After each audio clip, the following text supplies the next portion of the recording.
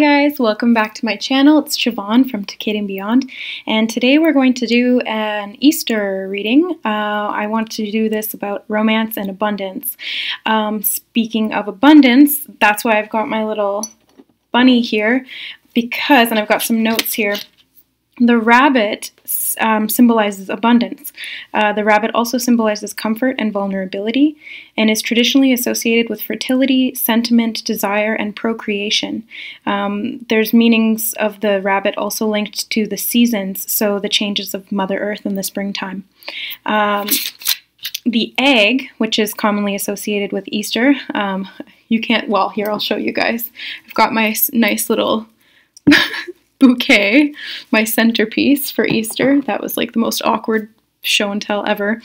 So the egg represents, it's like the seed, so it symbolizes the potential of life and for the creation of life. So the ancient symbolism is the universe, creation, luck, and wealth and health as well.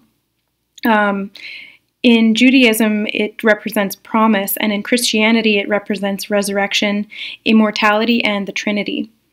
And I also just wanted to talk a little bit about Easter and Ostara, and then we'll get into the reading. So Easter for most people, it's about Jesus, right? So it's about the resurrection of Jesus Christ. However, it can be traced back to pagan times where they celebrated Ostara, and Ostara is the goddess of spring and fertility. So if you're not Christian, predominantly Wiccans and pagans will celebrate Ostara. I am not a Wiccan, nor am I a pagan, nor am I Christian. I'm kind of all of them and none of them. So the festival of Ostara celebrates the season's change from dark winter to brightening spring, and Ostara is the goddess of spring and fertility, like I said. So what I just really wanted to get across was that this is all symbolism. The rebirth of Jesus, Ostara, the bunnies, the eggs, it's all symbolism for the rebirth of the light. So it symbolizes not just physical light, the rebirth of the coming springtime, you know, where the sun is moving closer to the earth, or sorry, rather, the earth is moving closer to the sun. And we're receiving more light, and so we're coming out of the darkness of winter and into the lightness of spring and summer. But it also symbolizes like the resurrection of Christ consciousness, unity consciousness, which is what we can associate with the physical resurrection of Jesus. So what this really symbolizes is that we're coming back into a higher state of consciousness, and it happens in nature every year with the rebirth, with the spring bringing fertility, you know, flowers and plants and life, and everything starts to bloom again. But within our own minds, especially right now, we're entering into the time of, the ending of the Kali Yuga, I believe, and we're starting into that golden age, which began in 2012, but it's really starting to accelerate now. So this, especially after all that talk of the event, that is what is happening now. Do you like my little Hello Kitty notebook on a side note? Okay, so I'll put a timestamp for those who don't want to listen to me ramble about things, but we will get into the reading now. So I'm going to start off with the tarot, and then we'll get some oracle afterwards. So this is going to be a combined reading for the collective energies, not specifically twin flames, but for all of the like collective romance reading and abundance reading. So this will be about abundance in all areas, romance, finances, anything like that. And it's for everybody.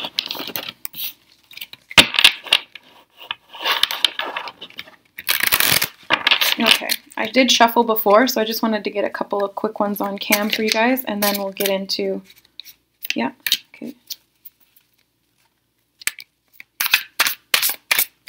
So the first card we got is like the opposite of abundance. It's lack. You know, it's that 5 of autumn. Feeling left out in the cold. Feeling like you don't have enough or you're not getting enough. So let's see. Another 5. 5 of spring, 5 of wands. So that's like conflict, inner conflict.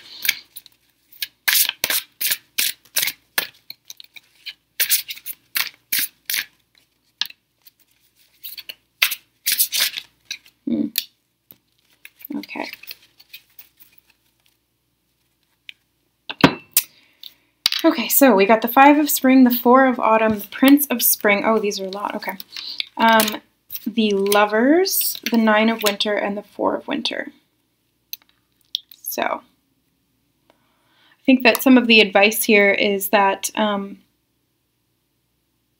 yeah, it's asking, okay, so right on this top row here, it's asking us to get out of this lack mentality, this we're fighting against ourselves in some way or fighting with others.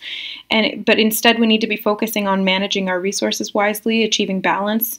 So this could be saving money. This could be saving your time for things that really matter, not wasting your time, not wasting your energy, your resources, whatever it is. And it's also about helping those who are less fortunate. So when you help those who are less fortunate, you automatically get the flow of abundance going, and that way you don't have to feel this lack mentality. You don't have to feel like, the universe isn't on your side, because it is, because you are the universe. So the Prince of Spring at the end here, we got charming, self-confident, passionate, restless. He represents, and it's funny because he's riding the bunny. How perfect is that? The rabbit, I should say. I just always call them bunnies because it's cuter. Immediate action, a challenge you can successfully manage, a passionate relationship. And then right after that, we got the lovers. So that's that passionate relationship showing up there. That someone is wanting to charge into this, but we got the 9 of winter, which is like the nightmares and anxiety and inner struggle with which coming right underneath of this. So this leads me to believe that it's not an outer struggle, it is an inner struggle that's taking place right now. It's within the self, to do with finances, to do with feeling secure, feeling abundant, because this whole reading is about abundance. So having an abundance of energy, an abundance of time, an abundance of resources, money, finances, love, relationships, having more than enough love to go around, not feeling like you're not getting attention, you're not getting any of the time or the effort that you need from somebody in your life. And last card is the 4 of winter, which is rest and recuperation. And it's interesting because it's winter, she's hibernating for the winter, and we're coming out of that now, which is what spring represents, which is what Easter represents. It's the resurrection. We're being reborn out of this 4 of winter. So I want to see, I want clarifiers on the 5 of autumn and the 5 of spring, because I feel like those two go together. Yeah. So the clarifier we got for the 5 of autumn, so feeling like we don't have enough in this inner struggle, is stemming from the 2 of summer, which is relationships, balanced relationships. And this specifically, this card asks you not to give up. Don't give up. Your relationship can be healed. So some people may be feeling like they're not receiving love, they're not, and this is causing them to have all this inner turmoil. Like, am I good enough? When am I going to get this? What's stopping it? Or it could be that you're not reaching out, you're not giving, or you're holding on to something where, you could be sharing how you feel and then you'll receive it back. Because again, it's the same thing with finances. If you give $1, you're opening up the airwaves, we'll say, to receive abundance from the universe. It's the same thing with emotions. So as soon as you share love or you give love, you're opening up the airwaves to be able to receive it as well. So if you're holding on to your love for somebody, anybody, just in general, if you're holding on too tightly and you're not willing to share, then you're not going to feel as though you're receiving it, and you're not going to see that in your life. Because you've got to open up those airwaves. So there is quick action which wants to happen. But there's this rest period because of the anxiety that's been hovering around for the past little while. But we're coming out of that. So I want to get clarifiers on the 9 of winter and the 4 of winter, because those are 2 winters. The Magician. One more. And the Ace of Winter.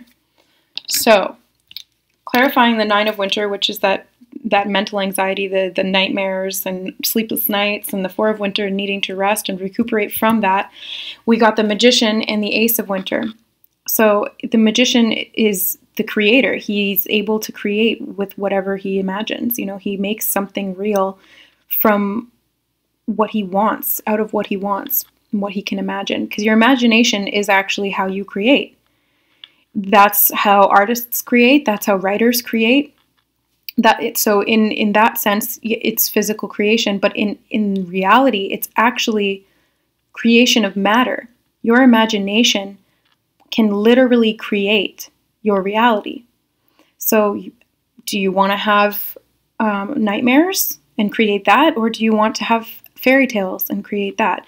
So the Ace of Winter is asking us to don't be deterred by the challenges along the way. It's important to communicate clearly and accurately. So amazing new ideas that should be implemented. So this is about imagination and communication, which is what I was feeling from the Four of Autumn as well. So if you're not communicating, you're not going to receive communication. So it's sometimes, it's about reaching out and giving what you'd like to receive, because then you open yourself up to receive it. Because that's just the law of the universe. That's just how it works. I'm going to get one clarifier. Nails. One clarifier on the Prince of Spring and the Lovers.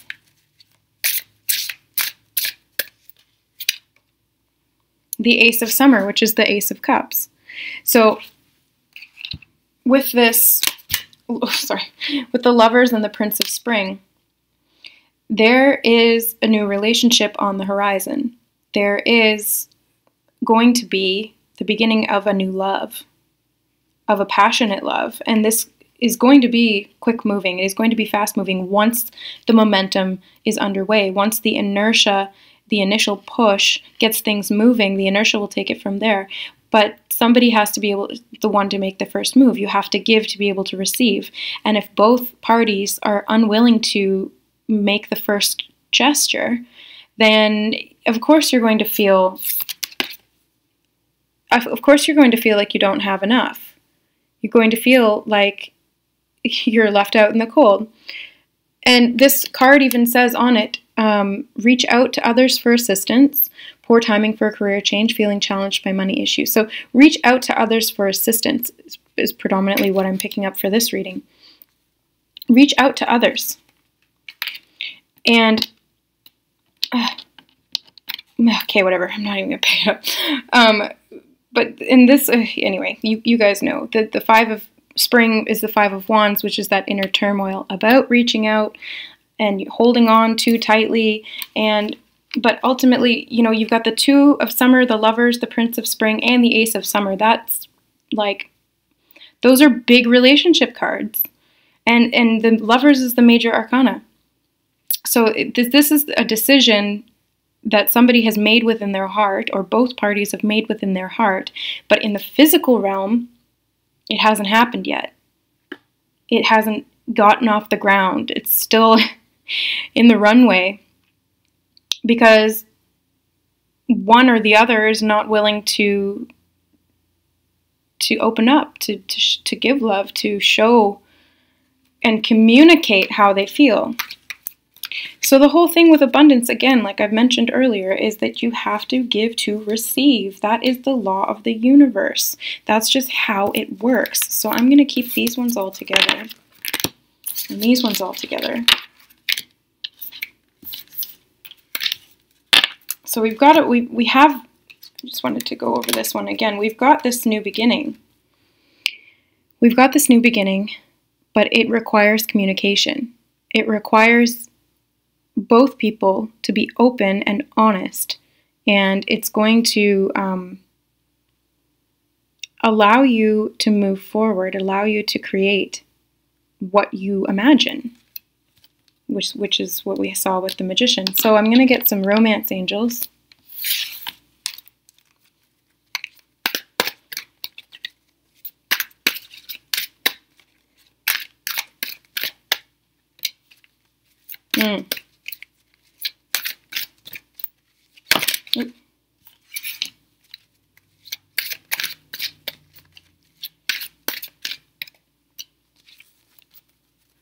One more, okay.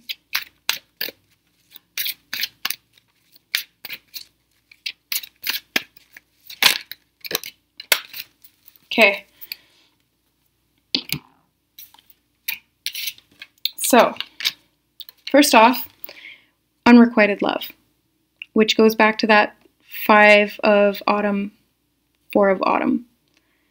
There's not enough attraction or chemistry to keep this relationship going. But what I'm feeling is that's actually not the case. What I am feeling is that one or more parties, you know, either you or the other person, are feeling as though you're not getting enough. It's coming back to that feeling left out in the cold, not being given what you need. And what you need is love. So not being given love, that other person is not showing you love. And so it feels as though it's unrequited. But again, you need to reach out. You need to open yourself up. And, you know, I'm guilty of this too.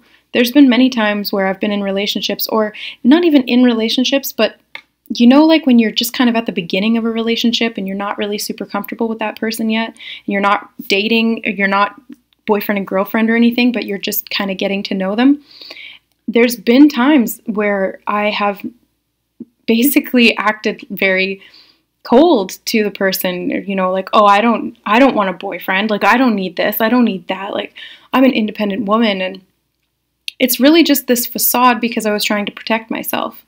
And this was a control issue because I was fearing getting hurt. I was fearing getting shot down. I was fearing this unrequited love. Like, if I communicate how I feel, are they going to feel the same about me? So it's a defense mechanism. It's a need for control. And I've been working a lot on letting go of my control issues with help from my guides and my higher self. And I have a long way to go, but I can happily say that I'm on the path and I've made progress. So I hope you guys are as well, because all of these control issues lead to miscommunication, they lead to dishonesty, they lead to anxiety overall, depression. You know, for me specifically, I'm just saying this because just so you guys can relate to it a little bit more with examples, is that when I would try to control every little thing in my life, ultimately all that it showed me was that I couldn't control anything, and that gave me anxiety. But now my life path number is trust. I'm a 347 in numerology, which is trust. My whole life path is about learning trust. So what I do, or what I have to do, or what I'm here to do, is to have faith in the process and trust that everything is going according to plan. And so that equals letting go of these control issues and letting my higher self take the wheel. You know, letting God take the wheel. That song, Jesus Take the Wheel, just came into my head. What was that? Carrie Underwood? Yeah, anyways, Jesus, you're resurrected. Help us out here.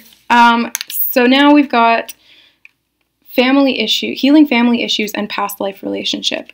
So what this is saying to me is that the past life issues in family are replaying themselves. So if you're having, you know, fights with your family or issues with your family or trauma within your family, a lot of the time this is ancestral.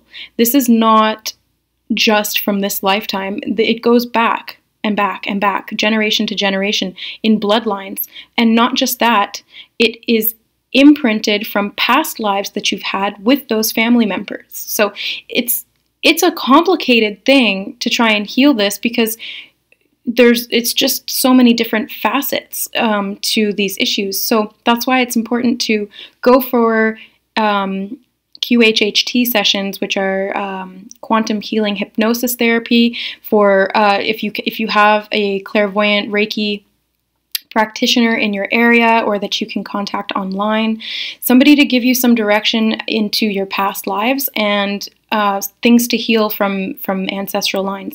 So this is very relevant that this is coming up right now, because I know around Easter a lot of people get together and they have family dinners and stuff like that, and that can be really harmonious and loving for some people, and for others that can be very tumultuous, and it can involve a lot of fighting, bickering, whatever it is. There could be, you know, tension. There could be turmoil. And just know that a lot of that not all of it, but a lot of it may stem from past lives that you've lived where, you know, somebody wronged somebody else, and then in this lifetime you've got this resentment towards them and you just don't know why. And it's because it stems back further than this lifetime. And it's what ultimately it boils down to is forgiveness. Forgiveness is the only way to stop the karma. It's the only way to stop the inertia that the cause has created this effect. When you truly radically forgive, not out of a selfish need to forgive and not out of like a self-righteous need to forgive or any kind of ego-based forgiveness, when you truly selflessly forgive and give unconditional love, it breaks that bond of attachment. It breaks that cord. It ends the cycle, and it allows you to start fresh, and it allows you to completely transcend whatever the trauma was or whatever it was that needed to be healed. So just keep that in mind. And again, communicate with your higher self. I always say this in all of my videos, you know, go to yourself first. Ask your higher self, where is this coming from? And then listen for an answer. Or look into your environment for answers. Ask them to give you symbols and signs, either in the form of words, you know, if you flip open a book to a certain page, or you're watching a movie and there's a scene, or you're listening to the radio and the lyrics of the song match exactly what you were looking for, or the symbolism in animals. So if you're seeing animals repeatedly, or number sequences, you know, there's so many ways that the higher self can communicate with you to help you to heal these issues, which are underlying, which are under the surface, which are in the subconscious or in the energy body.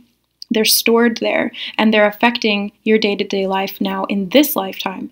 So communicate with your higher self and ask, and you will receive an answer. Just be open to receiving an answer. It's that same concept. When you give, you receive. When you're asking for help, you will receive the help because you're putting that out there. You're opening yourself up to it rather than remaining closed off. So we'll get some oracle cards from Nature's Whispers, because these cards just scream spring to me. They're so pretty with the butterflies. The transformation is happening. We're growing. We're blooming. Ugh.